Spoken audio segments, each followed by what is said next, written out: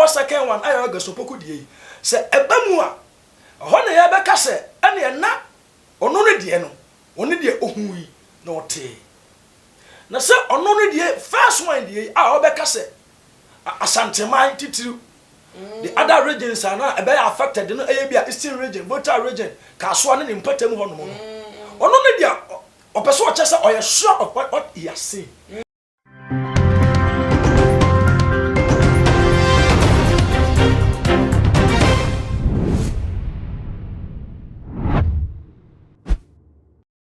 Too much GH and aboni eguso awoshe midi edena na ama obusa Berno area edison na dalmeka no trending issues abeda ehu be nya se meje ebesomo na meko ensem no eso na sentem odifo bi ba bontin anidi ede prophet Asari ebe kan ensem bi efa asanteman ehu na ensem okan no pa o kire se from 29th to 31st August no and can so get say and into no odin pa be to ewo asanteman mama te say e ti asem be bibrade ntimi kra enswa ewo oman Ghana emu na no ena te say asofo no bi ba bontin be ka say difo eye Ebeneza dakwa ya don kra be ka say so yembo tungu eye te say film aba obi abribi ena ono so ebe bribi abo ne bra na no ena odifo foforo bi so aba bontin be sleep say dabi asem na odifo no di kan prophet Asari be kan no so na me ada ne di e de acho ne ewo ne dai mu ma tese hu se bibi se so eba be sintin ke be ya yenya se ye tie se we ne finyame na we ne finyame asem na nya no kre e na ye no kre yenya no na mbom no yembo ye ho ban ni yenye tese yempo ye ho enchen adeni no odifo we ni di e de ye prophet Augustine Opoku ne busafo bi twamwa basisi a bekom na the tieni say nanka me kasakra na the man say no we say we defend the name of God say and so ade won dia ebesi the nti ebesi ne say ade am hu ye no name date any time ni o ye say Ashanti region hona na ye me na kakra anya me obi an meka say no so no Ashanti region hu na je say Kumase anasa Ashanti region ebesi na so ade won dia enkyere sa mame fon ko ticket we about 10 years ago na Ghana and Nigeria ebebo match na ade satana me kira de we professional teacher so na me the Lamp of God City International Edumedie Acheshe so 14 days prayer and fasting na asampuna eda etie say remember me oh God na say the one no COVID-19 won hihye ye no ho anuoma eba ye ntina amadodo na ate ada empa popo ayeden ede ama wo ne no na ama the Lamp of God wo ma hu say hu be yan say yakopon ebe kai ne ma ewo awiye emre yimu na ade biara wo mo ehwe ade biara wo mo ehwehwe no wo mo nsa etimi aka entomo de 14 days prayer and fasting asheshe so Ajumede ever started on the 1st of September 2020 see on the 13th of September 6:30 p.m. sharp and Ajumede no ever so enti bra the Lamp of God City International Abeka Market Butcher Street no the first big ramp on your left sorry no hono na mo sunya kopon enkai wo wamani hunu na oje enye wodia kaya ho na wabrabo enye se de etie de biara eda na mesaso mamo akwaba shunku biem ene dey guest also for penya woda Covenant Prayer Chapel ano so for Richard Obi Yeboa so for beni mo akwaba ejoso obarida so for bidia boko iso adon boko amile na me adu se bia ye boko afante ya ene misre wo ye konkoma mu no pekope matoma di form nyinu nko a ene mo besi asemba ko eso na asemba ko na gina se asantiman mu ade bi ba ati se be ha oman mu ni ati se asantiman mu oni ano ebe ha omo aye instructor na do di kan ba no do she date ka say 29 to 31st but we do so we hu deport na ebesi we hu say time we na ebesi but afi we mu ano so nta da ye na se da ye no e kire say ampa asantiman mu bibi say ba a te se o hu say mu hukum abo ano ate say tun e wa asantiman eso na ni sema o kan yi asofo bi to ababo nta be bo ato egu wo so akwe osofo a wo se hu ade say odi fo yi we dem say me de tu onim wo hu ni sen Oba me da se bebre na o ma woni so kakra de ma me me da se bebre oba ya ma too much gauge ahwefo ni na native ni na akwa bebre okay oba ya kwasem no so dia na de metimi aka no se on se ye hwa odifo no a odi kan no ankasa asem no free no baaye no ka se 29th 30th 31st bridge kese be bo asanteman titi nsuo pa to be to pa pa bring so ni bi aba na se on se de onyame betimi ayi saa ne ma no a kire okay onyame yi die besi de atwam ne de asie okay eni nti se nyame yi a kire ne de eye common obetimi ayi a kire obia betimi aka normal gra ani so ade hu de oba se osofo a odo ho agina ye de bibi besi a onyame betimi ayi a de a kire okay watmase okay matwase na onyame nya bibi agi se wada na di a kire ne nko a adifo according to the book of Amos chapter number 3 verse number 7 eni nti no se nyame yi bibi a kire de oba an de nyame timi ye otimi ye but on say papa yi de o se 29th 30th and 31st ono no chese ohun na papa so chese ohun na de no why specific and why emphatic said sa ndamiensen bibia betimi ayede ehyi se ne ohun no eno no na ade ntimi amai ehona ya dwendwen sas ansode hu no se firi nyame ana se efiri nti hunu de wo hu yi na mum wo de bibi ka ho sa ndamiensa no a o se ebe ka ho no eno na eno antimi amamu ne na masese no nsem no asori no mate asem na so wo bi so asa aba nechi obeka wi ye no ebe no de 29 30th na etwem wo bi aba nechi abesi so said dabi sa enisade hu no ono nso ahu bi aye ade a obetime ti hu ada se ono ohu ade a eye de ade na we hu no abem se oye references bebre se football match bi e course 10 years ago aye Nigeria for ni Ghana for se mo hu no pepe sa so ene esi here amate se ni nanfofo ewa wane se o e de tia sorry hu ade no preso so sa pepe ana wo kire se ada wan so we hu no ebi abem ama wo nkofo metimi di ada se wo hu ohun kan ante na ye esi no esi nti onu so ejidi se na eye odifo no odi kan meka se nto beto sheda edoto hu na esi ambe mu aga na fo katete no onu so o ka se wo hu dan pepe onu so nyen enitade hu pepe se de ohun ne kan no but onu de date ne ebre na enka hu enu ti se onu so be hye ne ma na te se asere betima no career na no na pese me hu oba on se nkwan hye ne de enye se bia ye betima aka se enye no kre ana se en kre you see ba se nsuo beto no ma date no na date no antimi amma se ne uhu no na se ade no bia wo bo utrim bo se nka bi na wo kan because onami nka bibi na onye na mumu no yanhwe odifo no Augustine Opoku die no second one na ono be kan no osa ono oba be kan no wo hye onu nso ohun se munu ewie ma dane ewie ma etu ensuo to we mframa tutu na ade okani nyina ati oba ahun se ono no die no wo hye in fact onyame nukure mu wo so onyame ankyere no that potin ade ne ba ye de ebisi now sir ono odifo second one ayo Augustine Opoku die se ebamu a ho na ya be ka se ene na ono no die no oni de ohun yi na ote na se ono no de first one de a obeka se asanteman titiru the other regions are now be affected no bia eastern region voter region kaso ne mpatam ho no mo ono no de opeso chese oye sure of what he has seen and ade no so anye de oba amam to ono no de ne de yemuntum oh okay matewase waditi we amehye ne ma oh that be some difference okay ogaso poku die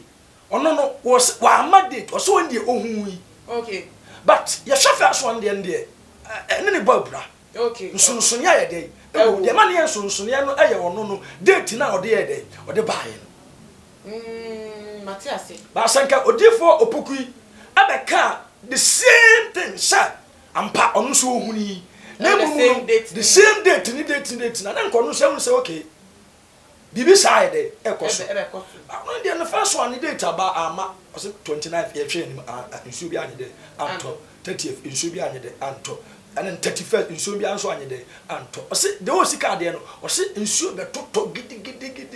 the geography for Kano torrential rainfall no sa na be hye niema bububu dan to agu ebe sa na ma ne yehu oba nti na asem no ye montu second one de no nke betimi adwo no so de na yede edi because ono de ne de wamfa date bia ne de ama ana ono so ama ye niema bia asabia busumi wei nti odifo gesopoku de no ono so anya specific ankasa busumi wei date we sense ne be de ne be sinem no ono no de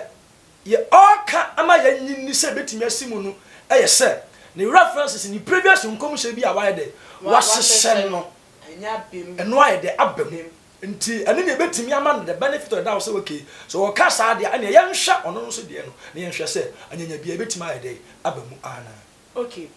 na metwasi ya we de no e betimi aka say okay we ye current ti e be hwese bebe mu a no me bisa say asante man ya te say wo mu ne ya edi ye ba ye wo mo kan fa ho no wo ma femu e kire bibia na dodi kan ya bo to ego but ono so bo ho no ma obo asante man se ho ene important bi ka ho na nso yire na se nso no ebesi wo mu na we so de no aba se ho no so ha na be se esi asante man mu timi bi sa se na no na pacha sa asante man bibi koto wo hu ma fe me se wo mo sorry enkenye wo ho a wo mfa enkunti ana aba me da se bebre so I think say is about 4 years ago circle nsuo eto say niam bebre and no Asanteman wasn't affected very good you see and I wait this time no omumi no assuming say oba ko ne de no se nke ba mu a na second way nso abe confirm ya ba sha ne kena on dia ne aka say okay fine bibi side koso and all the same no omunyina was specific say Asanteman mu it is a nkomse no sane onam ya da na di ade a kire omo no dia and na kire say bia na bibi koso awo Asante man nti twasa omo aya careful na niama bia ani da yie no omo mfa entutu yie na mumu no se owie na bi sha ase se ba saa omo timi aye de adom de ya so nti oba gusa me ebia na sumsum se na woka ebia na bibi koso se na omo nyina ya specific se Asanteman na de na be sha ase de afi no ebia na sa boni bi betinya koso bia bibi abetinya koso kra we bia mpanimfo a edi Asanteman mu de ya eso ebia no ma ye bibi so mu ye bibi sha de a no Nyankopon e sha ase se bia odi bibi abe kire o mo se ade na o ma ye no na ni nyede enye hu no se enum ti dia na kire se o mo ye de o mo enye hu bibi enye de emfa okay na to ase eno ada no odi fofofo bi e ba bonti ani din ede odi fo Kofi Nkwantabisa prayer camp ni pa oda no okay ono so be ka bibi e de fa ye na say trend aba obi atu ale ho ade to obi asoma wo de ye na ade ye America yi atu wati bi wo be kasa fa won say sa America no edin no keke no owura hu ma femu no was spiritual backing bi spiritual backing ni nye ade efri nyame na no na dinade de ama bonisem kese e be koso e Asanteman mu enti bi ta say si wodi fo bakwa oba ye amem so obeka Asanteman asem odi fo do so menu ta ba obeka Asanteman asem na nso odi fo foforo e ti ayi di no komo so ka Asanteman asem a Asanteman je na e koso o mi bisa mo asofo oba mentimi enyina fidie we so enkase ebia eniema boni bebre ana eniema a yebeka na asofo beka emamu adifo fifi kumase asanteman mu ni ade yewo binimu hono nso a omo ye adwuma no eyie pa nti ebetimi aba se onkofo a ekasa emamu no ebia yebehwe ba bia omu ede efiri omu yede omu eba okay se ehwe ba bia omu firi eba yi a yentimi generalize omu nyina we se omu firi asanteman mu omu firi asanteman mu first one abeka sa second one na je say akwese ase omu tage asanteman we bibibi but it shouldn't be so because etwasa yanhwehwa sankofo ba bia omu firi omu yede omu eba okay Bamba cho minim say de mekan I say yendo so omu eni ehu omu ankasa omu di okay omu di aya de amanyame nya so be no me de omu wo omu gidia ne dia ya ene say because you be asanteman mu ayo so fun be asanteman omu so ye djuma pa ama awrade ya omu so ncho omu de ya asem de ya ebia nti the first say we ya beka omu nyina so efi asanteman mu na omu fem so omu kadi nia no edina asanteman mu enwa sem kwa nti na eno no enu sem dia so bi say wosa wo de na ekoso wo oba me da se bebre se na edi kan no akane no bibi sori na ade no ensa appointi ade baako baby baako dodoa obia de bia etisa akwada siso obia so de o yakoraboni o sa awofo bi ewo ho a etiti akwara na omutimi fra akwara na yede edo mo yede etena se na omunka bibi mfa yede mfa nchi akwara no nti asa enyema bebre na ebo ba asanteman of late enche after corona nyema bebre ododo na asanteman nti me de ebia de ekoso no obia from ebia na bibi koso a enye ana asa ebi nso ana enne ye bi nyema bi a wo se di ku akwam asanteman mpanimfo di ku akwam na omomanfo etimi ebehave wale no ebia omo lake sa nyema no nti omo soso seti up na omo soso enwu de oso omo so yede eye na edi a ye bo no de bia no ha dwen kakra we de yan ko mo ne di si ane sa but bibi etwe ma dwen kakra okay oba edi fo aba de bi edi fo kasa se odi fo bi kasa Jane eni edi be share so say asem ya odi fo ikandis de bi a wo kan no eye no kra to do okay oba me da se bebre okay on say bible say ye honhom ene mo honhom di adanse ase Yankopon de ya o Kristo ni bia oni oname nam na oname honhom kronkron atu mu no the moment a obi bebie na no se okasa pe wunya sa atenka no se nipa ide okay efiri urade yes se nyame honhom atu mu nko adia the moment a nipa na be kasa no nya unchampo sa de be mo ansa no sa de fi na me anasa de emfi de emfi na me honhom no ene onipa no de e be connect e connect se kima won sa de nipa na e kan no e de efiri urade because I know sometimes no I know ya pesa ye hwe bibi sa onipa na sam na wo de all kan no efiri urade anasa nye de emfi na me but oba etodo bia ho aya na ade a ye betimi e de anya e clear cut se ade we ya nipa na ye de e kan no efiri na me etodo bia ya na careful a ye betima a little bit of deceit ye betimi ada ye yeah because obu ho no ma obetimi apposi ni ho sa ade a wo kan no ewom obama evidence bebrebe obama nyama bebrebe che sampade ne de ewom ma de me kan se nyame honhom etumu a one word ani pa na be de ebe kan ebe mo hu se no ade we efiri na me ade we ne de efiri na me enti normally no ya se bibi be dansa na wo me hu se ade we e de efiri na me ade efiri na turu bi aya na eden turu bi ado de be hu no so ye bi ani pa ne de ya ni nyuma obo so oba ni nyuma no so nye de on na ade ya on na na di. The moment is oh sheni nyuma what is ne character nsa no agye nkom se na ede edi a obo ono ma obua